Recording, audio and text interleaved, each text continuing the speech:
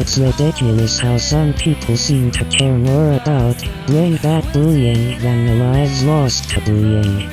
Bring back bullying is nothing more than a repeal to shelter harassment and bullying. Bullying doesn't make someone better or not great. It can lead to extremely unhealthy behaviors, sheltering mistreatment under reasons of trying to correct someone, and these can have life-lasting effects.